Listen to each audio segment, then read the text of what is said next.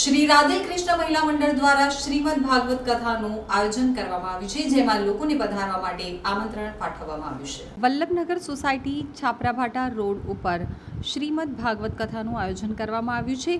તારીખ 10 મેથી 16 મે સુધી આ કથા ચાલવાની છે, જેમાં પરમ પૂજ્ય શ્રી ભરતભાઈ શાસ્ત્રીના મુખેથી ભક્તો કથાનું રસપાન કરી શકશે.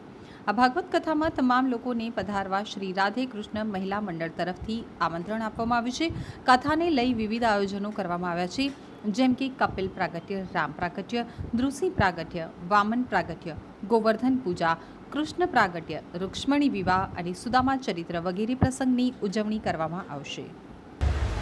એવું ભગવાન શ્રી કૃષ્ણચંદ્રનું વાંગમય સ્વરૂપ, જે ભગવાનની વાણીમય મૂર્તિ છે, એવું શ્રીમદ ભાગવત કથામૃત, આ કથાને અમૃત કીધું છે.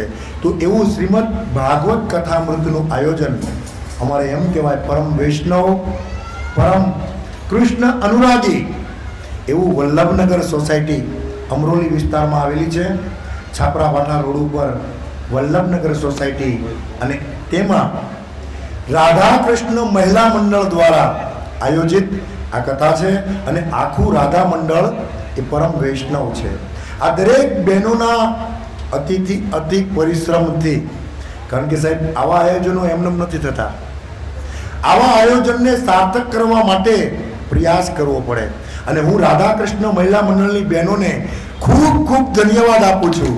એટલા માટે આપું છું કે પોતાના દીકરાના લગ્ન હોય, મહેનત કરે તો એ સ્વાર્થ છે, પણ આ પરમાર્થના કાર્ય માટે આ રાધા કૃષ્ણ મહિલા મંડળની એક બહેનોએ તનતોડ મહેનત કરી અને પોતાની સોસાયટીમાં, પોતાના ઘર આંગણે શ્રીમદ ભાગવત સપ્તાહ આનું આયોજન કર્યું છે.